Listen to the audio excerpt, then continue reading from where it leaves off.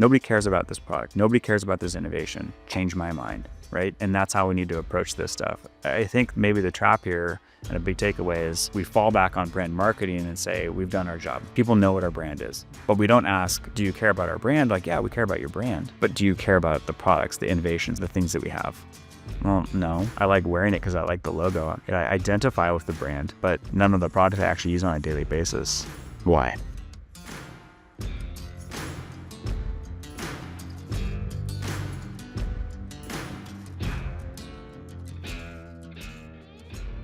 Welcome to the Backcountry Marketing Podcast. Today, I'm sitting down with Alex Maier, the president of OnWater. Alex, welcome to the show. Hey, Cole. Thanks for having me.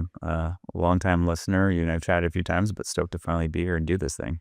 Yeah, you were just saying it's been 6, maybe even 7 years now that we've been connected. As you've been kind of bouncing around between positions. Originally, you were at Onyx, and now you're at OnWater.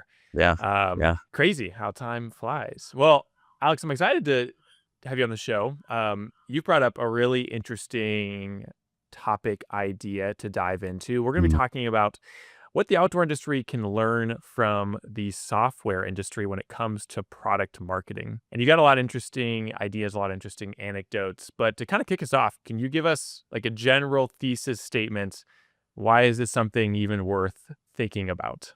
One of the things that drew me to the outdoor industry is the big, full-scale, beautiful brand marketing campaigns with landscapes and touting huge emotions and huge successes. I love that.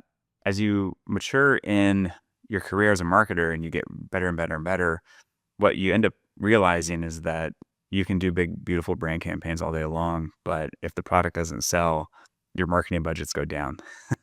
So then you learn out of necessity, you're like, okay, how do we support the actual sell-in and adoption of the products that we're creating? And the thing that I wanted to unpack today is that's come to life in such a huge way since I transitioned from being in the hard goods and consumer goods space at Nike for over 5 years, leading the global swimwear category, is coming into tech, how easy it is to listen to the consumer, the voice of the consumer and the customer. And I don't just mean by getting a snippet so that marketing teams can create fancy persona documents and say, hey, I'm Cole, the mountaineer and hunter, and this is what I think, but really getting down to the nitty gritty of why do consumers adopt products? Why do they vouch for them to their friends? What is it that successful companies do to have arguably overnight success in terms of product adoption and sales? And I think that comes down to product marketing being one of the biggest missing links in the outdoor industry when I talk about brand creative and direction. You talk about a ton of things on the podcast that are all amazing, and I apply as much as I can to my day to day. One of the things that's awesome that I want to talk about is just some of the tools that we have and the ways that we take customer insight in near real time, granted we're in tech, and apply that to a testing and learning methodology to be able to get better on product adoption. At the end of the day, the more product adoption you have, the more trust you build in the products, the more trust you then build in the brand. And it enables you to then have the space to go do those big brand campaigns so that you're not only locking your customers down as users and evangelists of the utility that you create, but also aligning with the brand that they want to identify with. But yeah. Oh man. Okay. There's a lot to dig into here. Before we dig a little deeper, can you share a little bit more about your background and kind of how I feel like you've kind of come to this position from a unique journey, working in the software world, but then also being in the outdoor industry and kind of seeing both sides. I also feel like your perspective is really valued here because the outdoor industry, as we all know, is kind of insular. We don't really look outside our own four walls a whole lot. And so share a little bit more about your background and how that has helped shaped kind of this perspective. Yeah. So going back, I worked for Onyx Maps and launched their backcountry product. So I did that for 3 years and then was stolen away to a competitor in the water rec space called OnWater.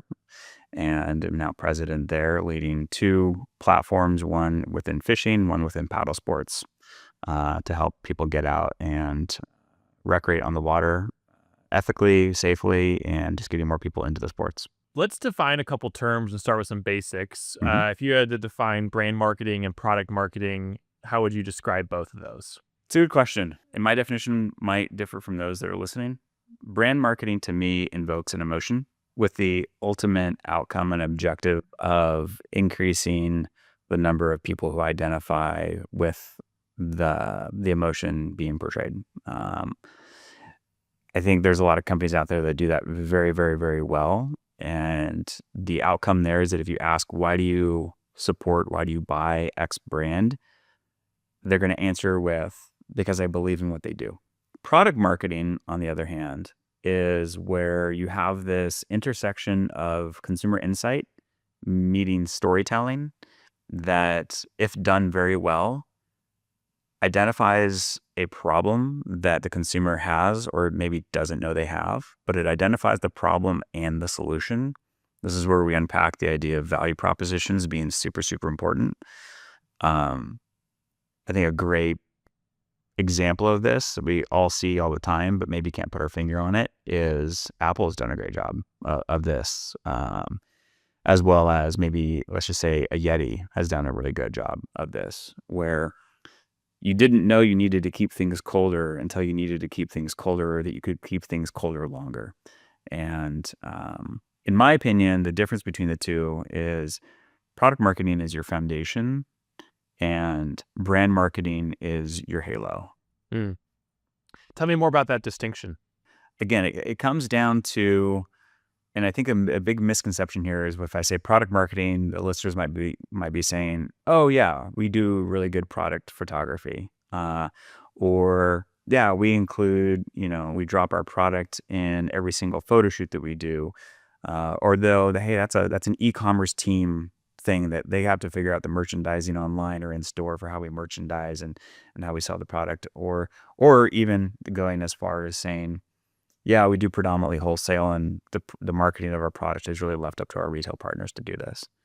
When at the end of the day, if you don't focus in on the problems that you solve for your customers, all the marketing that you're doing is really now just looked at as brand marketing, right? It's something that it highlights, shows your products, but if you're not telling them why a consumer needs it, the problem that it solves, how it solves that problem, it's brand marketing.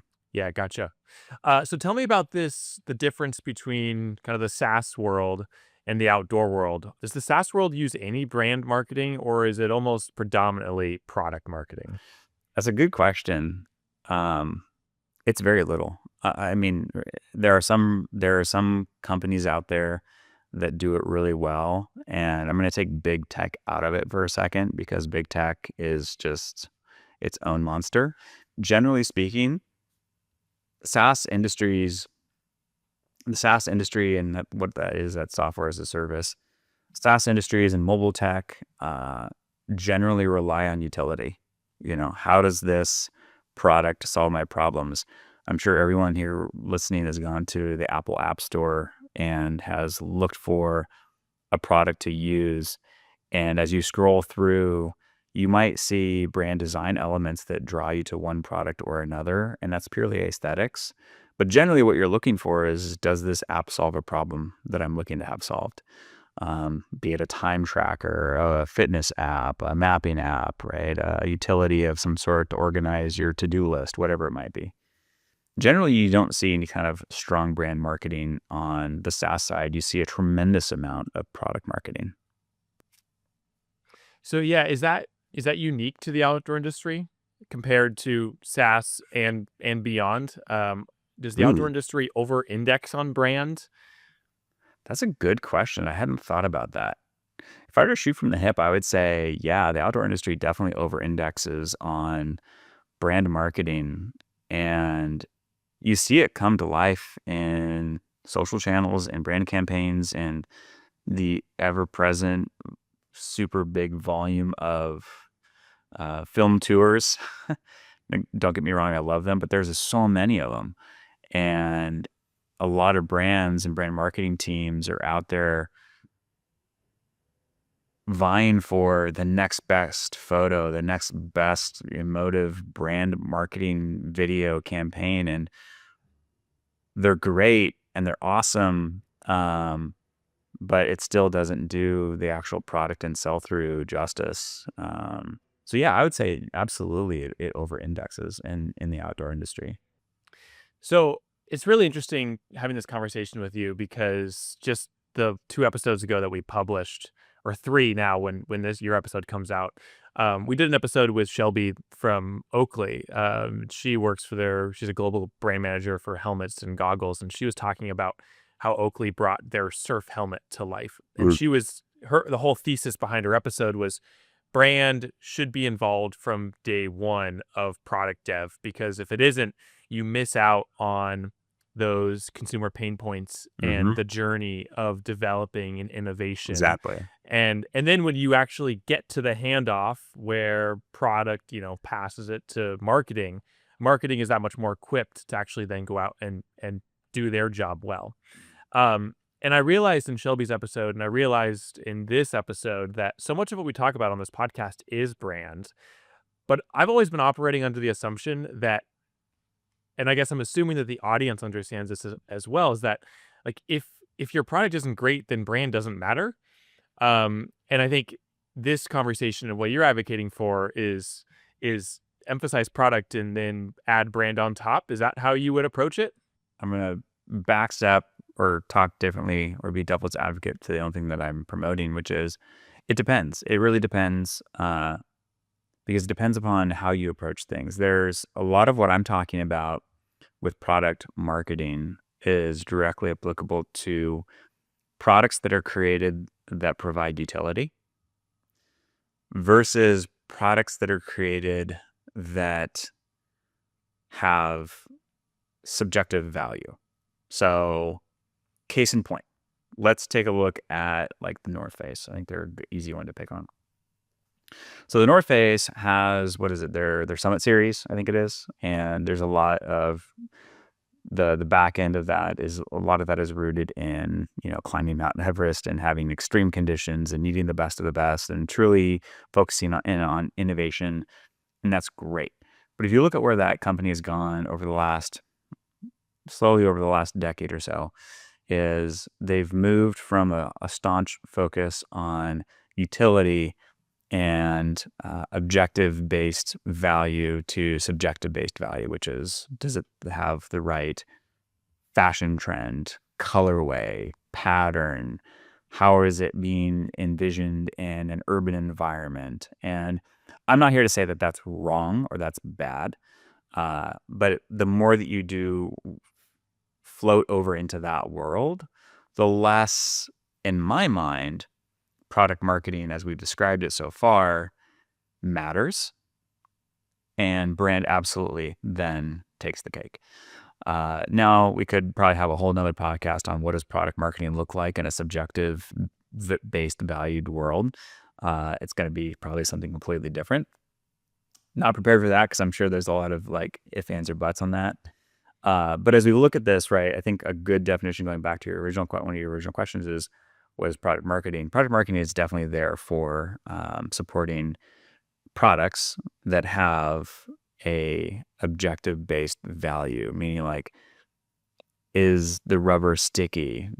Are the handlebars, solid? Does the shock go up and down smooth? Is the weighing jacket keeping me dry? Those things and those value points.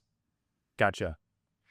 But you're talking about from utility to subjective value. It Mhm. almost seems like, though, a lot of outdoor brands, as they grow, that's the natural progression that they take. Yeah? Totally. Yeah, it totally is. I think they trade one for the other. And I do believe that is a big miss. Mm. Um, as you look at even like a company, I'm going to pick on Nike for a second, like the original premise of where the company started, that the story's been told many times, is, unique tread on the bottom of a running shoe to make you run faster, right? Bill Bowerman and the whole University of Oregon history, right, and legacy there. It was based upon innovation and utility. And then what came of that was this idea of irreverence and challenging the norms and supporting the underdog, and where the brand has evolved to now, to where when you see and you ask people, why do you wear Nike? It's because it identifies with their cultural values, the trends, the whatever that next thing is. And again, I'm not saying that that's bad, but what I define, has Nike lost shelf space with specialty retail run shops? Absolutely, because they've completely abandoned that world. And it's not to say that they're not innovating. It's not to say that their product doesn't provide utility. But when you think about what they had to do to scale their business, yeah, you have to appeal to the masses. You have to get away from the core. You have to do those things. I do believe, though, that there's definitely a world to where you can have the best of both. You can still do both things. And what happens is, as a lot of brands continue to grow, and as you move away from, say, founder-led decisions on how you go to market, and you bring in marketing teams, and they look at the competition, right? They look at the competition and, oh, wow, I'm a small startup. I want to be like North Face. I need to run big brand campaigns like this. And it's this big flywheel of just FOMO almost that you get into, being like, I have to do this. I have to do it like them. And you start to lose the essence of like, well, why did you even start this company? Why do you even build the products that you do? And so in that situation, your suggestion would be to ignore brand, or focus on product marketing, focus on product innovation, and then grow from there? What I would do, I mean, if this was like one of the takeaways from our conversation today, is to say, if I'm a marketing leader in the outdoor industry, how much of my team's focus is put on supporting product adoption and sell-through? And I'm not talking just e-commerce and having like PDP imagery, but how much of it is focused on truly collecting those consumer insights, understanding the stories to tell, and telling those stories, and have an equal voice at the table? Do you have a product marketing director and a brand marketing director, and are they of equal status and both informing each other's work? That would be amazing. If you don't, if you're brand marketing heavy, then you likely, product marketing in your mind, just by matter of how you set up, is going to be an afterthought. And you're naturally going to be driving the company in that direction. And what will happen is you'll start to sense some friction within your organization, where merchandising teams, retail buyers, your sales team, they're going, oh man, like struggles with products, struggle with sell through, things are having to get put on discount and clearance. Your product creation teams are going, man, we keep leaving all this innovation on the cutting room floor. Why is that? Why can't we sell in these awesome new fabrics that we have? It's because just because you build it, just because you have the product, doesn't mean you understand how to bring it to market. And a big thing we talk about in SaaS is product market fit. You don't talk a lot about that. I mean, product market fit in the outdoor space is usually put on product creation teams to own.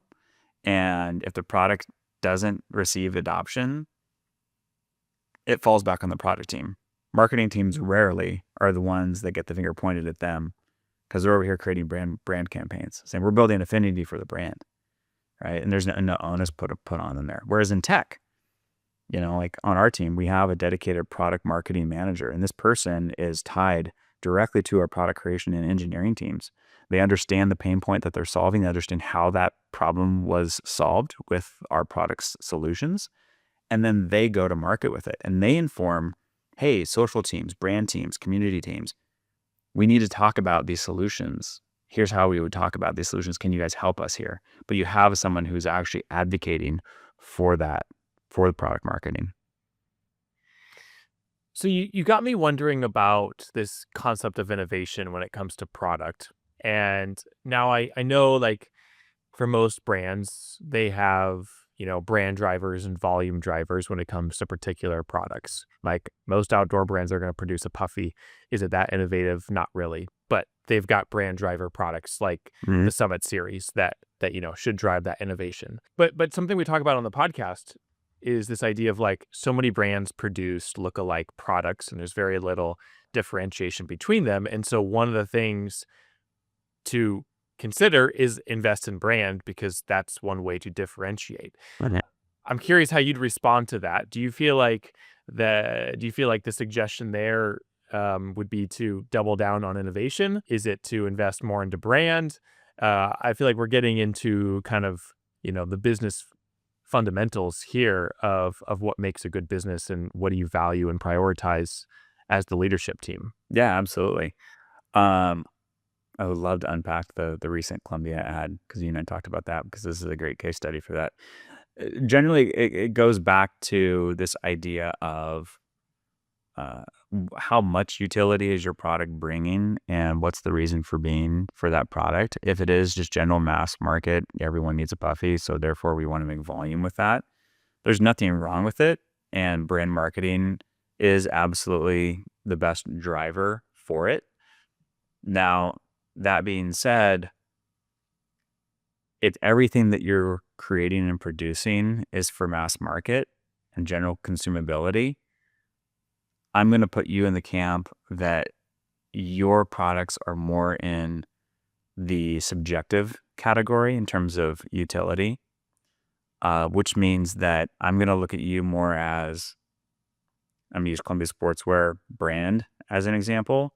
I'm going to look at you more as a fashion company, right? And put you in that box. And so therefore, yes, brand marketing is arguably where you should put more of your eggs. But I will say that even a company like that, we're all pulled from automotive as well. We're all familiar with, let's just say, like a Toyota or a Porsche. You see that these automobile manufacturers, they create some of the most badass machines out there that are seen in I'm spacing on what it is, but the most high profile racing events that exist out there, like the LMP2 cars that are created by Porsche and Audi and Mercedes and et cetera, to where, they're racing the race of the 24 hours of Le Mans. And it's a 24-hour endurance race where these cars just don't stop and they have to be like the most technically savvy and sound. I liken that to, let's just say, the Summit Series with North Face, right? It's that pinnacle product that is definitely there for driving innovation, and that technology and that product marketing should trickle down and resonate to the rest of your product line. Oftentimes, when SKU planning is happening and line plans are built, a lot of that is actually not fully thought through. Good companies do a good job of that, of trickling that innovation down so that everything cascades. But to your question of like, does the generic company that makes generic puffies need product marketing? No, you don't. Can you be successful without it? Yes, you can. What's the risk? I think the risk is that you're no different than anyone else, and your brand marketing messaging isn't unique IP. Anybody can do it. I think you've talked a lot on your show before where if you were to remove the logo off of a brand marketing campaign and they were to ask, what company is this for? And if you can't answer, or you can name 10 or 20 different companies, that's the risk that you have. And so it goes back down to this idea of, even for product marketing, maybe this is the bigger story to talk about here is, are you listening to your customer base? Yeah. Well, yeah. So let's dig into that because I think that's the risk that what you're describing is a risk of when brand and product marketing don't align, or rather the consumer's experience with the product and the brand that they're being communicated with like don't align. Yeah. Expand on this campaign from Columbia because I would agree with you. It's my understanding of the product does not align with the campaign that they released. Right. Yeah. So two things. If the goal for a campaign like that was to change the perception of a brand and more specifically a brand's product offering, the starting point needs to be that the brand or the marketing team is tied to the hip for a year or two, at least a handful of seasons of creation, to understand, hey, why do you build the product the way you build it? What are the inputs? If they came back and they said, well, the inputs is that REI demands that they have so many SKUs from us that meet so many different price points with certain technologies and certain colors, and and that Academy and right, all the different wholesale partners that they sell to demand all these things, the marketing team would say, okay, great. This campaign that we want to run to change people's opinions of our product won't work, because what we're doing and what we're creating is not rooted in true customer feedback. And that's okay, right? That's okay. Could they have created a campaign way more along the lines of, let's just say, a Land's End or an Eddie Bauer? I would have been like, yeah, that's believable. That's absolutely believable. Hey, outdoors person, you're looking to buy your parents something that are kind of they're pseudo outdoorsy people, but you want to buy them something nice for the holidays. Well, guess what? You trust what Columbia builds in this realm for, say, Mountain Hardware. Columbia's this other brand. If you want them to have good quality stuff as well, but not to the technical prowess, this is great for you, right? Whatever smarter brains than mine would come up with for a brand campaign there. That'd be believable, right? And be like, Yeah. cool, you're owning who you are and you're leaning into that. I could go on and on about this example just because Columbia has the benefit of having several different amazing brands in their portfolio, be it Prana, Mountain Hardware, Sorel, and they are able to hit so many different segments and demographics, but they consistently try to make this idea that Columbia Sportswear is the big dog in the room, and the reality is that it's acting like it just doesn't know its place, and they could be doing way more for the other brands. I mean, I think I've heard on the Rock Fight this year of the brands that are dead or the zombie brands versus the ones that are killing it, and it's ironic that you have Mountain Hardware that supposedly has had one of the best years as the comeback kid this year, whereas your Columbia brand is one of those ones where it's like, is it a zombie brand? Is it teetering in that direction? So anyways, you got me on a soapbox. Yeah. Yeah, there could if the true goal was to change the perception of the brands, then I feel like you got to tell a story. Well, one, you actually have to start listening to your customer and changing your product, changing how it's designed and created, and then if you were to come along and tell a story about that journey, I think that would feel more appropriate of like, hey, this is who you thought we were, but we want to be something different. This is Mm-hmm. how we're changing. This is how we've, retooled our entire business model, blah, blah, blah, blah. Like that would I would listen to that, and I wouldn't walk away from the spot being like, that doesn't check out. That doesn't add up. Yeah. Um, You know what would have made that spot actually work for Columbia is if they'd started within the first 10 seconds and they said, you might know us for this type of product. And it would have a very Eddie Bauer Land's End vibe of being like, this is your typical grandpa's jacket or your typical like person who thinks they're outdoorsy. They're not really, and they kind of wear this thing. You've known us for this. Record screech. We're flipping the script now. We're changing this completely. We knew who we were. We want you to know we're going this direction now. yeah. And here's what Cue it's like. snake bite. Right? Yeah, exactly. Cue snake bite. That would be amazing. But then you'd also need to see many other things within that marketing campaign come out. You would need to see the change and the shift in the product line. You would need to see the introduction of maybe a new subline of Columbia, like they've got titanium, right? Like maybe it's a whole new product line with a new brand imagery, and they say, this is why it's different. New fits, new technologies, new this, right? That would have been believable. That would have been cool. That would have piqued my interest and go, oh, wow, what are they doing? Like, I know that. That's cool. Haha. Tongue in cheek. You guys poked fun at yourself, and now you want to come over here. But instead, they just said, well, this is who we are. This is who we've always been. We're just now talking to a younger audience. I'm like, no, that's not true. Yeah. Well, the one thing I will give them credit for is they did something creatively different. Yes. They thought outside the box there, but it misses the most important piece, which is the credibility component. Yeah. So we're talking about product marketing. And as you said, kind of at the beginning of this, most people think of product marketing as features and benefits. Tell me about the difference between features and benefits and value proposition when it comes to product marketing. Yeah. So feature and benefit is, and this is always something that's it's difficult for me even to this day, because it really takes it takes a lot of listening to your consumers to understand what a good value proposition is. Um, a feature is going to be it's waterproof up to a certain level. The benefit is we're going to keep you dry when it's raining hard outside. The value proposition goes deeper into the use case and the problem to solve. And this is where having having an ear to your customers and your customers' problems is huge. The value proposition is, and I'm going to say just an example, because it was my wife, she's complained about this before. And we've got 2 young kids and they're kind of gravitating towards doing soccer. And if anyone knows about anything about soccer in the Pacific Northwest, is that it's generally cold, wet, and nasty. And parents would much rather their children have chosen a sport like basketball indoors. But nevertheless, we just got her an awesome Arc'teryx jacket because we're going in that direction and we're going to do this.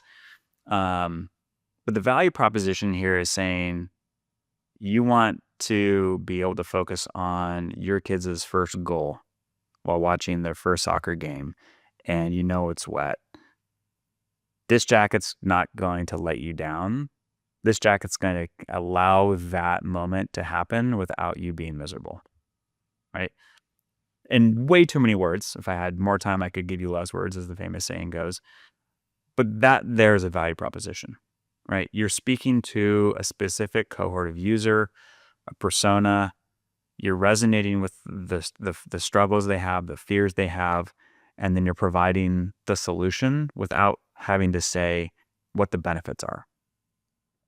So in that example, though, like that's emotion. You're selling emotion. Totally. Yeah, totally emotion. Brand marketing and product marketing have to work with each other. They can't be in a silo. Product marketing has to be able to play on emotions. Positive emotions, negative emotions, fear, curiosity, all of those things. But the outcome and the solution is this is the product, right? This is that product that you need. We have that solution for you. Got it. So product marketing isn't absent of emotion. No, not at all. I think one of the greatest examples, there's actually 2 good examples of this recently in recent years. Apple did it and Garmin did it. More recently, Garmin did it. When Apple announced their, I think, what is it? I forget what it is, but they're more outdoor focused Apple Watch that had the SOS and some of the satellite messaging and capabilities. There's this great piece that you could bring up where this guy swimming in an open ocean, and you're hearing just the audio of his 911 call that he was able to do from his watch because it was connected to, I guess, cell phone, not satellite, but cell phone at the time. And the beautiful thing of this there is that ad campaign highlighted the problem. You're by yourself. You don't have connectivity. Historically, you wouldn't have connectivity. You're in trouble. You're stuck in the middle of the water. I think it was the sharks. Maybe it wasn't sharks. And this product is now coming in as the solution. And it didn't talk about the range of connectivity. It didn't talk about the features, the UI. It was simply that this product made this person safe. This product saved this person's life. Garmin just recently launched one. I'm forgetting it's one of their Phoenix line watches, but it has now the SATCOM capability, and the piece was definitely chock full of emotion. This guy, he's running up a mountain. I think he slips and falls, hurts himself, maybe breaks his leg. You've probably seen the spot. And there was the highlight of the product where he was able to go blink, blink, and then I think it was an SOS ping, and the search and rescue team comes in with a helicopter and saves them. Like, that is the epitome of product marketing. And some might be like, oh, that's brand marketing. No, the brand is present. People know what the brand is, and it's definitely supporting the brand. But this is driving somebody to go straight to the website. I want to see this watch. How much is it? Right? Whereas brand marketing is going to go, wow, that's cool. Like, this guy just skied this epic line down this epic mountain face. It was the first descent. And you're getting, placements of the jacket and the pants and the skis and the poles and the helmet and whatever. But it's not driving the person to go, I want to know more about this product. Yeah, I gotcha. I'm pretty sure the spot from Garmin was produced by a guest of the show, Kyle, who's one of the producers over at Garmin. Oh yeah. So Kyle, if that was you, shout out. Yeah. Nice job.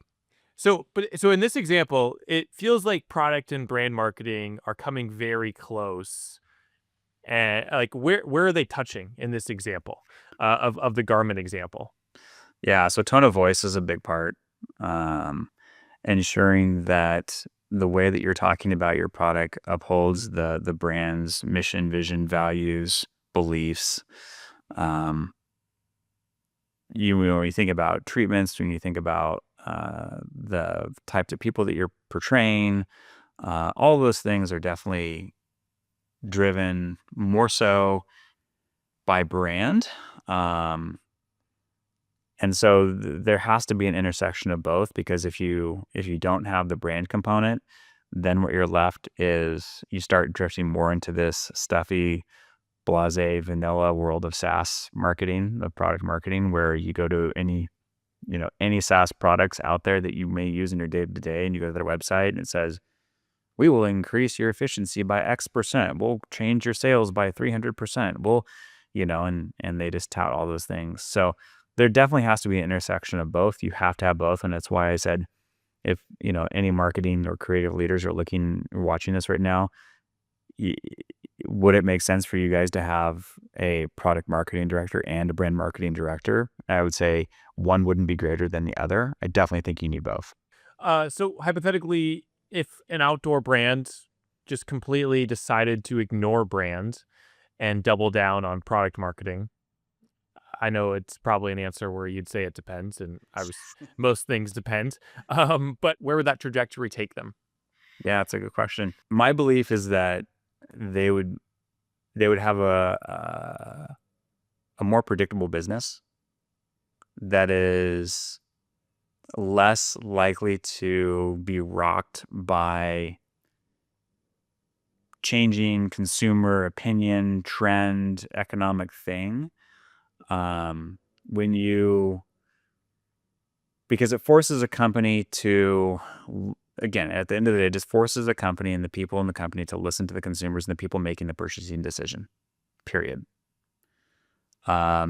In tough economic times, and there's a lot of conversation recently about the tariffs and what's been going on with trade in the last couple of years, when people have buying power and they're the ones that get to make the decision on, do I buy this or do I not? When it comes down to, hey, I want to buy more quality product. I want to buy product that is going to last a long time, that meets my needs, that really solves my problems.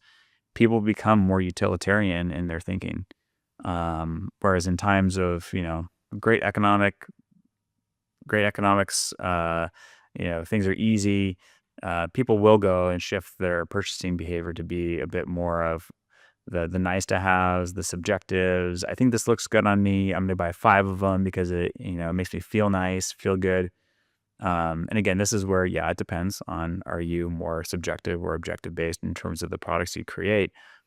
But either way, if you're not listening to your customers, if you're not listening to your consumers, if you're not solving problems for them, and if you're not speaking to them in their language, you risk being a zombie brand, as Colin True has put it.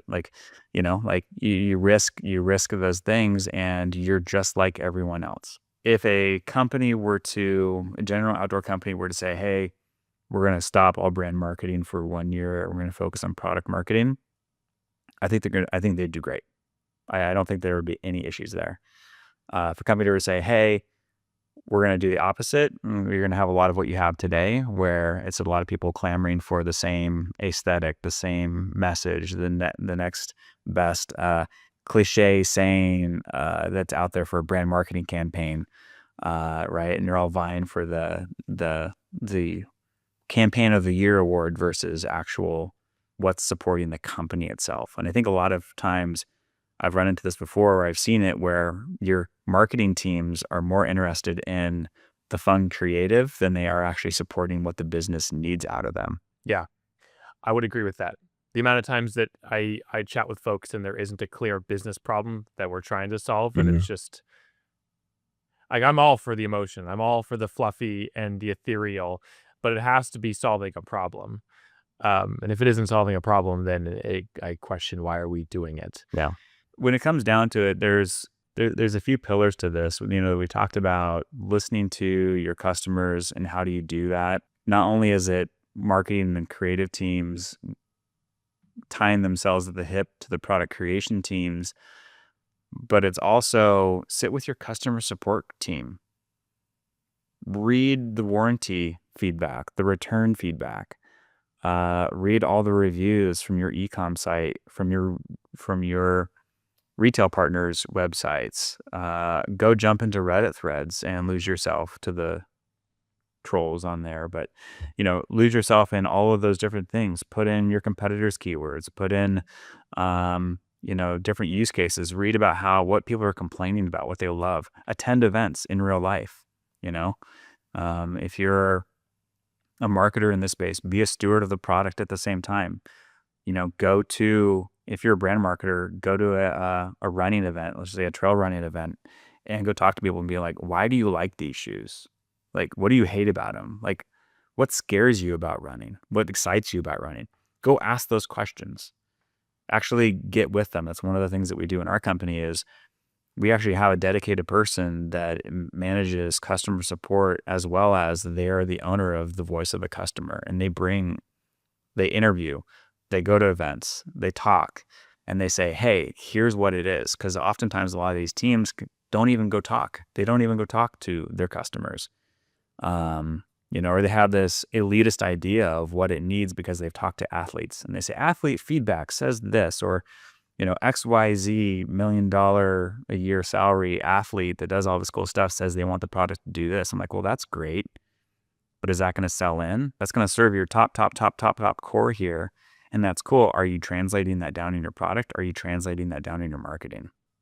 So if you had to kind of land the plane here a little bit and summarize some of the big ideas, what would you want to leave folks with? I think there would be a challenge that says, look at, the tactical thing is look at your team. Who owns product marketing on your team today? And how is that success measured? Are we asking the question, how disappointed would you be if you could no longer have said jacket, said brand, said product line, whatever it was? I think those are two general takeaways. The big one, and that's more of a mindset shift, is how often are you talking to your customers? How often are you listening? Are you doing it daily? Are you shrugging off their feedback? How often is your product creation team listening to that feedback? How often are you providing that customer feedback and intel to your product creation teams, being that marketing teams and creative teams are generally interfacing with a broader swath of them on a daily basis than anything? How are you partnering with your retail and wholesale partners to be able to get more of that information and that feedback? When you're doing your creative, and I think you've talked about this a few times, Cole, when you're doing your creative, what problem are we trying to highlight? What solution are we trying to highlight? How does this drive demand for the product? How does this increase product adoption, product usage? A lot of product marketing isn't just about the attraction step, but it's about what we call as retention, but subsequent usages. Do you have product that live in your garage right now that you've maybe used once? Why? Why have you only used it once? You spent $300 on that thing. Why have you only used it once? You have a problem with product adoption. That's a product marketing issue. So landing the plane here is like, are you listening to your customers? And it sounds cliche, but are you truly listening? And how are you actioning that? How is marketing actioning that? How is product creation actioning that? If you're looking at your product calendars for 2026, right, or your marketing calendars for 2026 right now, how many little things in your Gantt chart are product marketing initiatives, right? How are you, where are you slating that in? So the thing that I feel like I talk a lot about on this show is like this idea that the audience doesn't care, and you kind of have to overcome that disinterest if you're producing branded content. It feels like, though, it's still applicable in product marketing. I mean, that's kind of like assuming your customer will care about the product that you're designing is a critical mistake. And I guess it doesn't matter if it's product marketing or brand marketing. That assumption can be costly. Oh, totally. Actually, ironically, I took a screenshot. You posted about this day. You said if you assume the posture, they don't care from the beginning, it encourages marketing and creative teams to focus on the audience and creating exceptional value. November 25th, Cole Halbach. I think that was literally like what 4 hours ago. It was. I was like, oh, that's so good. But it's it's so true. And I think that is a great way to approach this, is that marketing teams need to look at this and say, nobody cares about our jackets. Nobody cares about this product. Nobody cares about this innovation. Change my mind, right? And that's how we need to approach this stuff. I think maybe the trap here and a big takeaway is we fall back on brand marketing and say, we've done our job. People know what our brand is. Therefore, they will come. They will buy our product. But we don't ask, do you care about our brand? Like, yeah, we care about your brand. But do you care about the products, the innovations, the things that we have? Well, no. Like, I like wearing it because I like the logo. I identify with the brand, but none of the products I actually use on a daily basis that I'm doing repeat purchases on are for that brand. Why? Yeah, good stuff. What do you hope comes out of this? Like, is your goal for brands to completely, reimagine their SKUs and innovate product?